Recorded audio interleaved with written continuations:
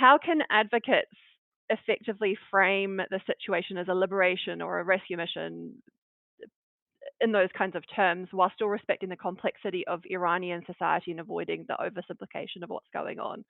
So, I mean, I would say maybe the best talking points is to just, reiterate that 1979 was an Islamic coup d'etat. It was basically foreign interference, and it was supported by Jimmy Carter, France, the UK. And you always want to make that distinction, right? Make the distinction between Jimmy Carter and the Democrats and never say Americans because it wasn't the Americans. It was democratic foreign policy. Richard Nixon was actually a very good friend of the Shah.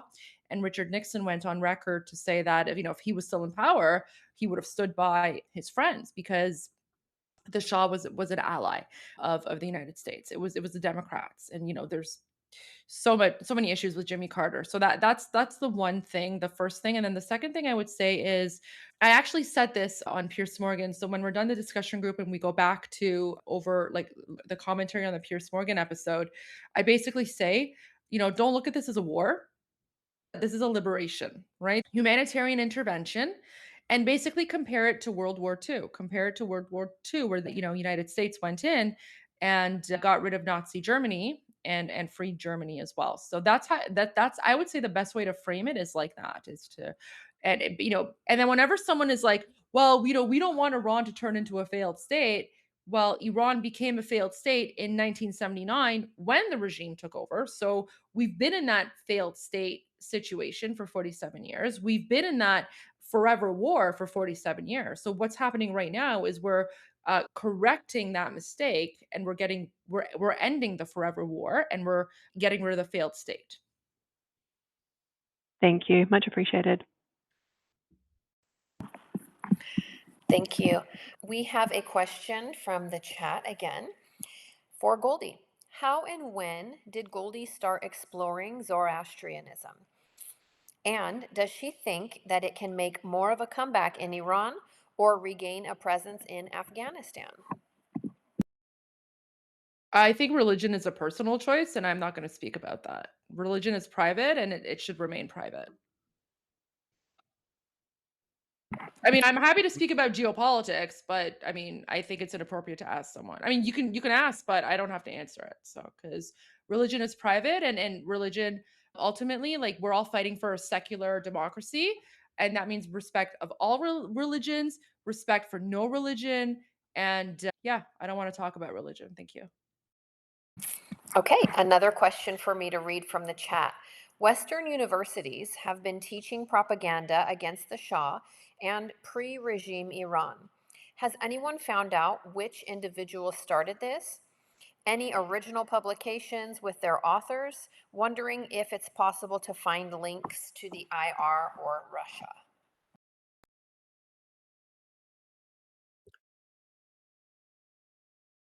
Sorry, what was the question? What was the question again? The question was where did all of this all the propaganda against the Pahlavi start? Like what was like are they Uh, trying to find a single source? What did it, Within Western universities, the person is wondering if it's ever been traced back to a start.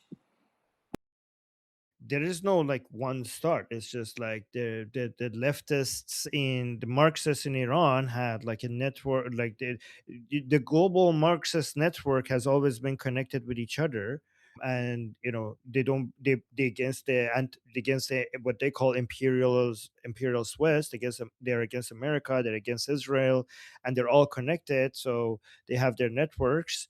And as soon as there's a new way of framing things or believing in things through their networks, everything gets distributed all around the world. So if the Marxists in Iran believe in something, like if they're advocating against the Shah, I mean, the Marxists all around the world will basically just take that in like a sponge, especially because I mean they didn't even require that much of a convincing, given that the Shah had a good relationship with Israel and United States, so that would immediately put them on their bad list. So they didn't need to be convinced that much by the Marxists in Iran. And again, you know how far leftist ideology was so common in academia, and therefore they had so much influence over publication think tanks. So it's more you're not going to put like your finger on a specific person or a specific event. I mean, we did have that regarding the entrance of the Muslim Brotherhood ideology inside Iran. Sometimes it's a case that you can put your finger upon on one person, like for example Navab Safavi. But when it comes to what you're asking, no, there is no single person. It's just more of a network rather than specific individuals or specific events. Next, we have Shai. Hello, everybody. Hello, Goldie. I totally understand how you're being treated in Canada because I I went through high school, university in Canada, and I know exactly what you went through. I want to tell you that you're a rising star, and I hopefully you become something like I don't know what president or something, prime minister, huge politician in Iran. I think with this Iranian alliance with Israel. I'm a refugee to Israel from Canada, right? I went back to Israel. I'm from Israel, went to Canada, back to Israel. And I'm feeling like there's finally a political movement that I feel like I'm a part of here. Iran Israel alliance. That's what it is. With some Americans, that would be the milieu. And I think that's the alliance that we're forming here. A global network. I don't know how to even say it. But Armin, thank you so much. Goldie, thank you for being the modern Golda Meir. Even better than that. Not to compare. But I mean, I would never think of comparing myself to Golda Meir, but thank you. That's such an honor. She was a fantastic politician. Thank you. It's so thank kind you of so much. One thing I wanted to say, I wished you would say to Chunky Yogurt yesterday with Dave Smith.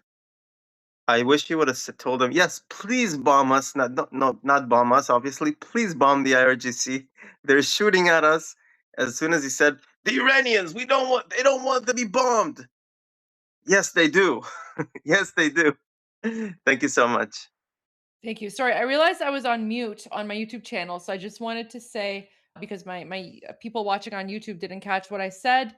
I want to thank you for comparing me to Golda Meir. Like such an honor. I don't think I'm at her level, but she's one of my favorite politicians. Her, Farouk Ruparsa, and Margaret Thatcher, my three favorite women politicians. Both I all see of them. such a future for you, Goldie. Like I think Yeah, I don't the fact.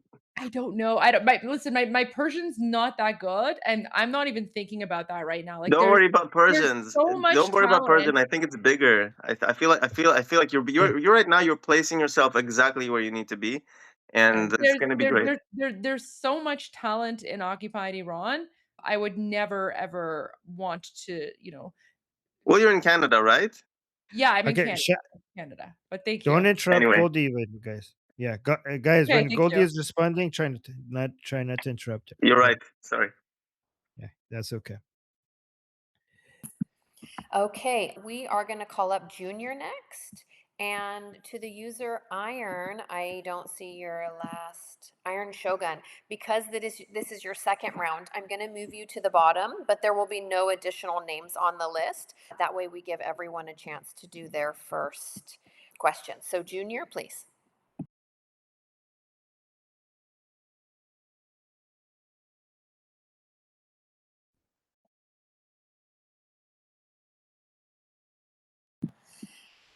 Okay, Junior, I think Junior keeps having mic issues, so I think we should just, no problem. So next we have Mr. Gary. Yay! Can you hear me okay, BT? Thanks. First of all, Goldie, it's my first time hearing you, and it really brings me back to I used to live in Iran, and I spanned between President Nixon and President Carter, and when I hear Carter's name, it's kind of like hearing Beetlejuice, Beetlejuice, Beetlejuice. So I don't allow friends to ever mention Jimmy Carter's name, but I'll forgive you. Where did you Second, live in Iran? I lived everywhere. I lived in Tehran, Esfahan, Mashhad, and Tabriz. I love that. Okay, so this was in the 70s, I'm assuming. Yeah. Say that again? This was in the 70s, I'm assuming? Yes. Yeah, So between what was your 72 and experience about like? 78. Yeah.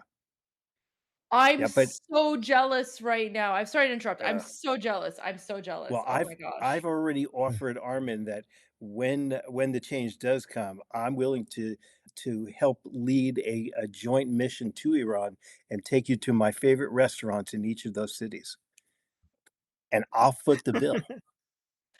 So before anybody spends a lot of time on Pakistan and Iran, I wanna follow up on what Jeff said, which is I think that time travel will be solved before working well with Pakistan will be feasible for any country on planet Earth.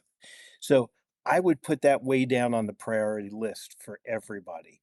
And I think that whole Baluch thing is going to be a sticking point for maybe the next 10 millennia. I don't know.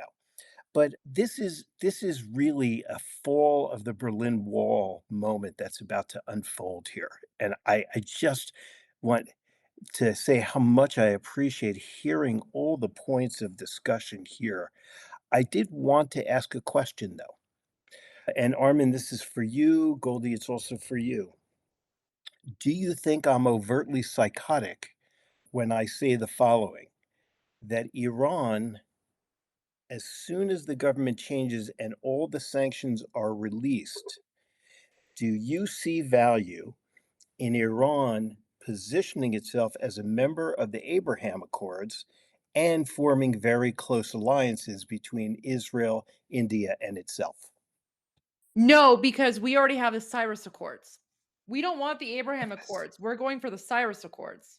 The Cyrus Accords are something even better than the Abraham Accords. The Cyrus Accords is basically going to honor and recognize the 3,000-year history and alliance between Iranians and Jews, which existed prior to the invention of Islam. So we don't care about the Abraham Accords. We're going to make the Cyrus Accords.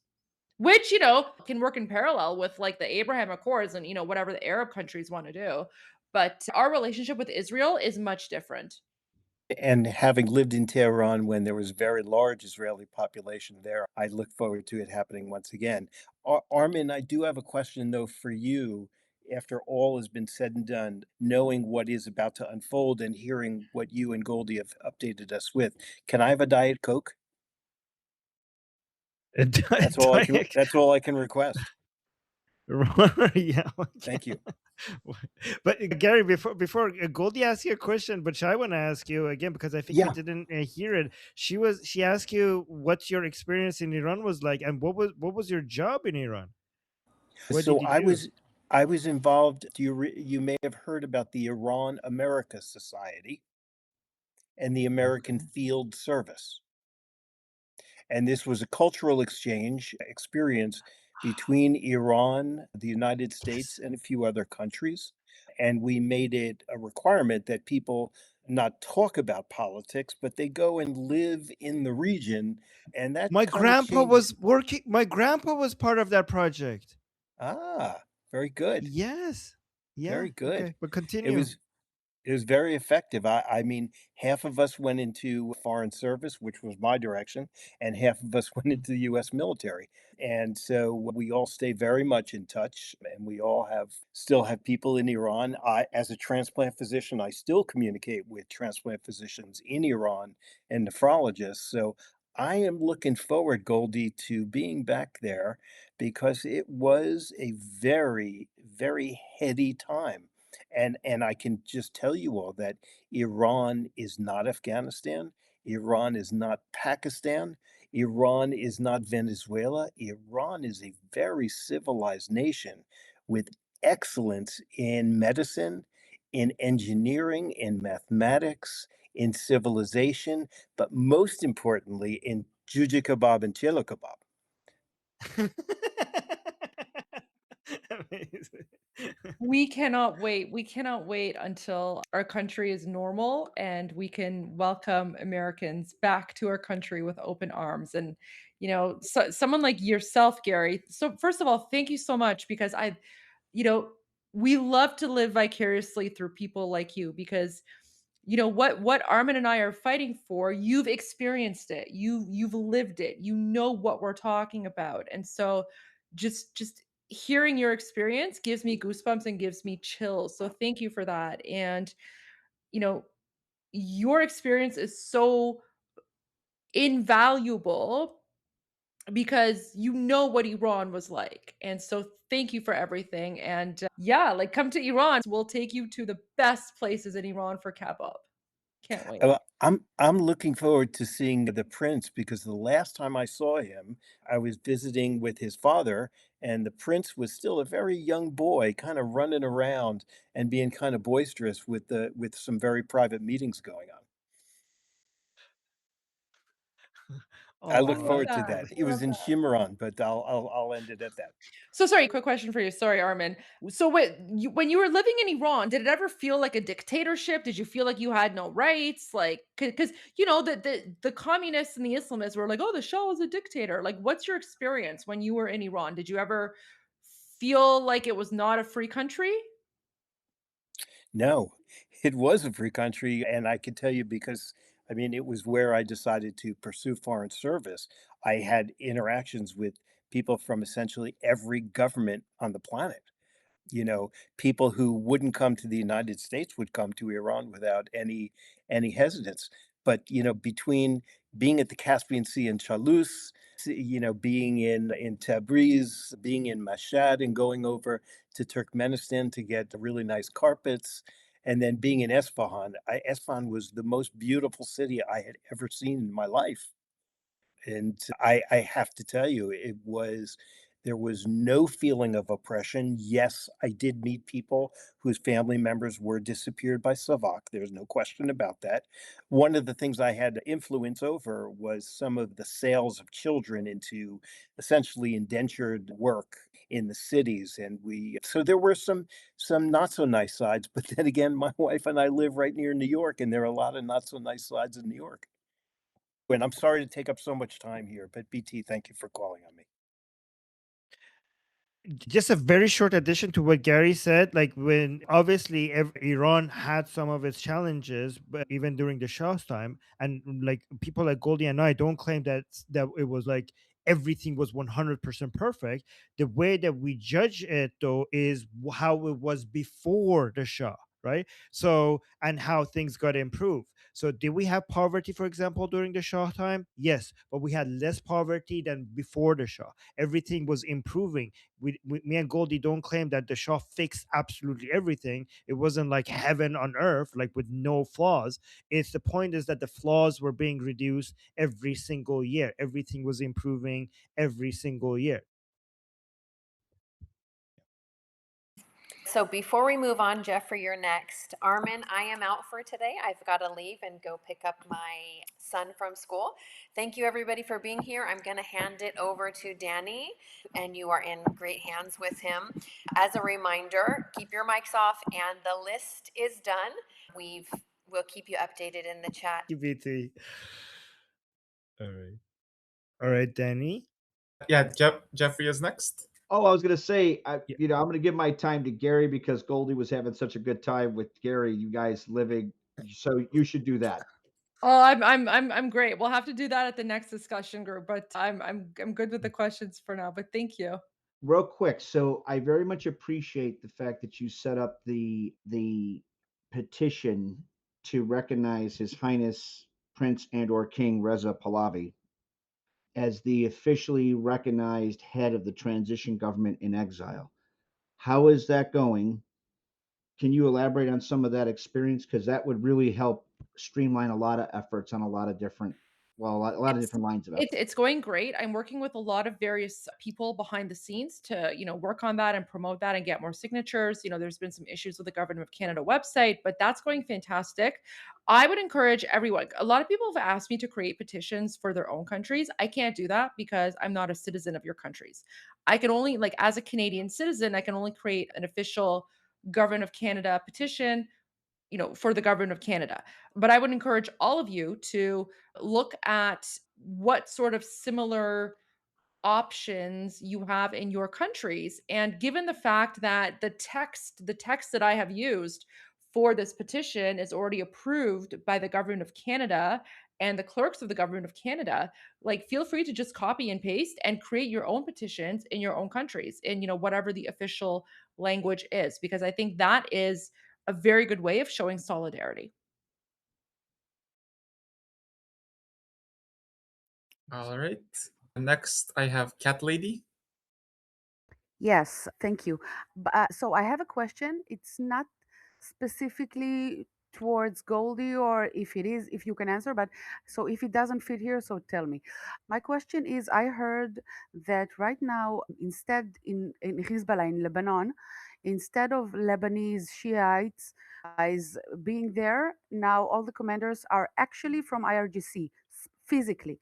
They came over and took over. Exactly. Because I don't know if Israel would allow that, for just IRGC members to just, well, first of all, that would be a very unsafe place for them to be. I mean, I hope they could try, because I would like more IRGC leaders to be close to Israel, where Israel could basically take them out without having to worry about, I don't know, going to Iran.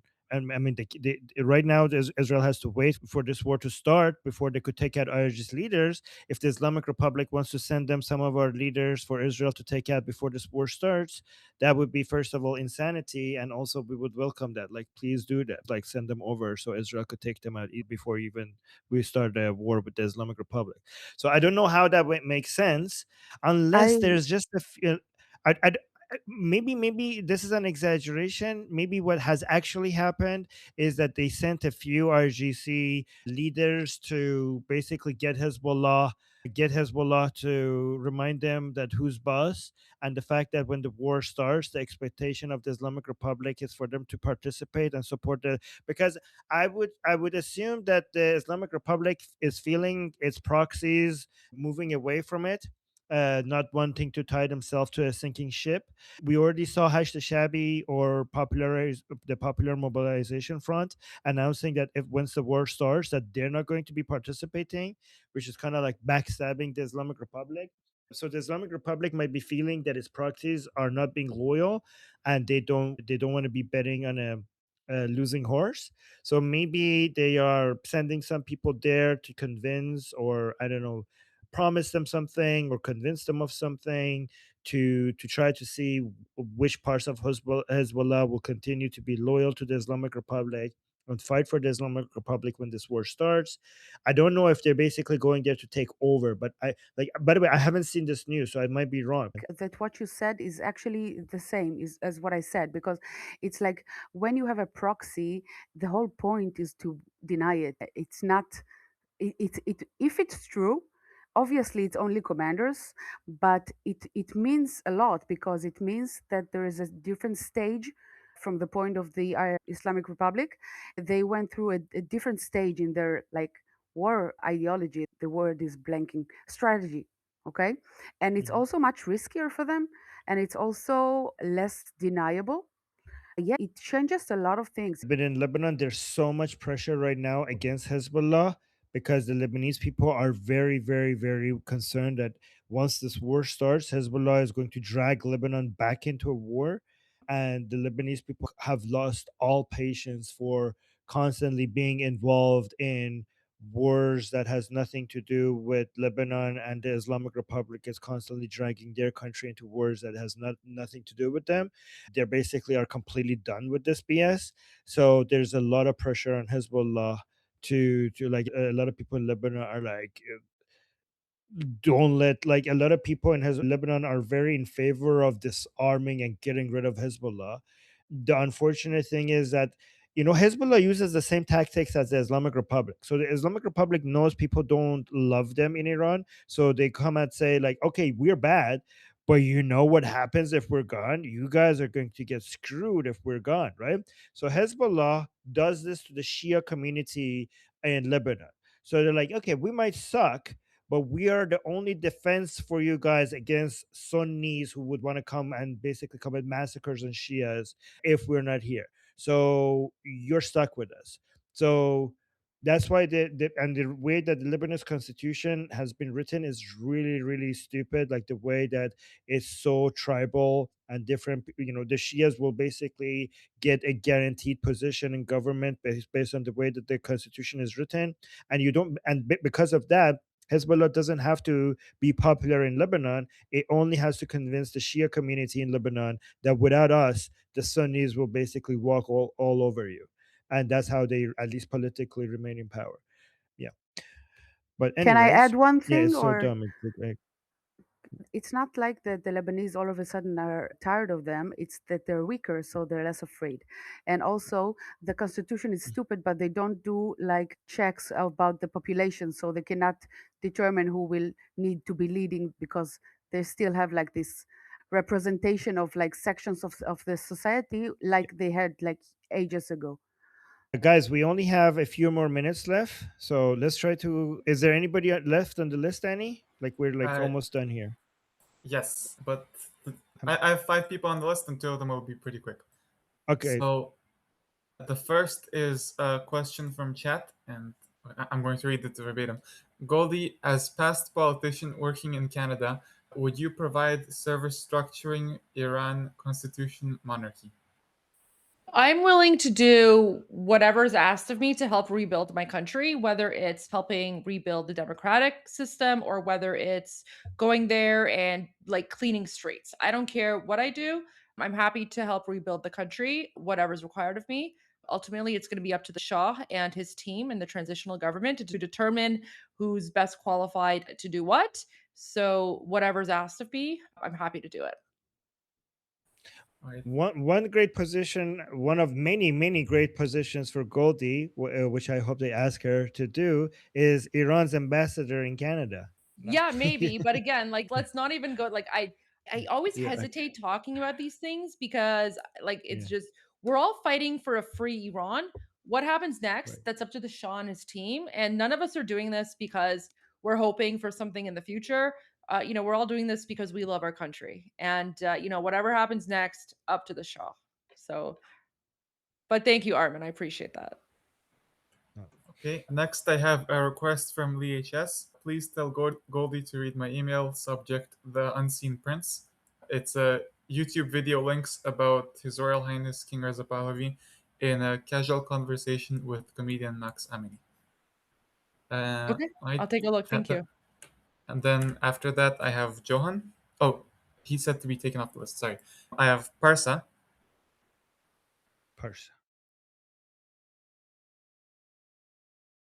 Parsa, is he still here? Yeah, I He's see him here. 4 times. He better still be here.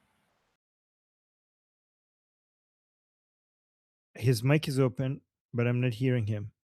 Are you hearing him? Not hearing anything. All You right. hear me now? All right. Yes. Yep, go ahead. Okay, awesome. Thank you guys for doing this wonderful job. I want to share my concern about the whole situation that's going on with our country.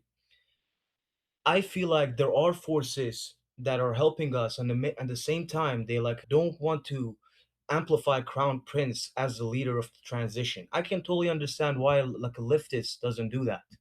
They don't align with the Crown Prince's nationalistic ideas.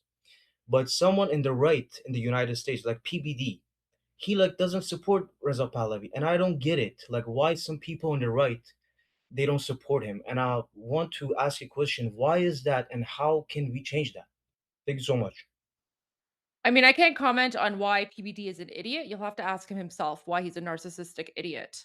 But all I can say is no one in Iran knows or cares who he is, and his opinion is irrelevant. So I wouldn't worry about narcissistic idiots. That's the one way Yeah. to look at it. Awesome. Yep. Right. So next I have Iron Shogun. Oh yeah, basically I just had a question for Goldie. Yeah. Like recently there was like a stream where we saw like a huge like uptick in these like Iran rallies that were happening in different cities. I just wanted to know, like, did you ever get the chance to attend one of them? Yes, I attended the Global Day of Solidarity on February 14. Awesome. All right. Okay, that was it. Okay, thank you. Let's Armin, thank you so much. This was fantastic. I need to go back to the Yep. main live stream, but I want to thank you, thank BT, thank Danny, thank everyone here. This was really enjoyable, and we should do this more Really? often. Okay. I used to do this all the time. Are you kidding me? I would Well, hold thank you. town hall meetings all the time and answer people's questions. So this was Well, enjoyable. I just want to say that's 2 hours of your time, so we're so grateful. Thank you so much. I Can I really say one appreciate it. thing But later? just one thing. I still can't believe, by the way, Goldie, that you did this. So thank you. But go on, cat lady. More than I happy to think do it. you need to have like this drum behind you after every answer you say, like boom, like this ka-ching, and that's Okay. it. There you go. Okay. Mic Well, dropped. All thank right. you. Okay. Thank you so much. All right, Armin, I'll see you back on the other side in a little bit. Okay, Goldie. Okay, sounds good. Okay, bye. Bye. And Eric put a question in the chat just at the end there. Would it be possible as a foreigner to immigrate to the new Iran of? Oh, okay. Is that a that's like a funny question, or is it a serious question? Like, I don't know. It Is was that in a funny text. question? Okay. So if it's a funny question, I'm grateful that you want to come to Iran. If you're actually genuinely asking about how the laws would operate in Iran with regards to migration, again, that's going to depend on the way that our constitution is written and the way that our members of parliament vote when it comes to writing our future laws.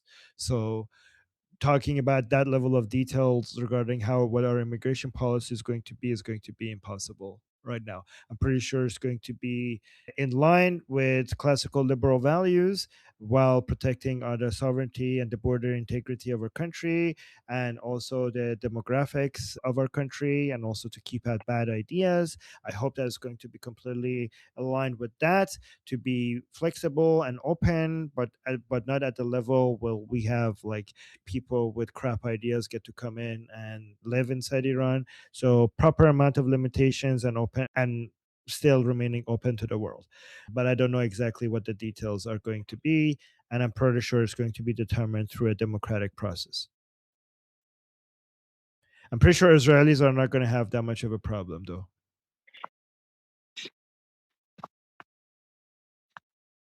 Right. It's not just going to be that that's going to become available. I think we're going to have many different organizations like with the entire focus on managing and promoting tours from Israel to Iran. Like that's what's going to happen. Like we're going to have many Iranian organizations opening in Israel with the promotion to Israelis to come to use their tour guides and use their organization to come to Israel. Like I think you're going to get bombarded with like a lot of marketing and ad from Iranian companies trying to get them to use their company to come see different sites, like different packages, different like I don't know, the different like multiple cities included with tour guides and all of that. Right.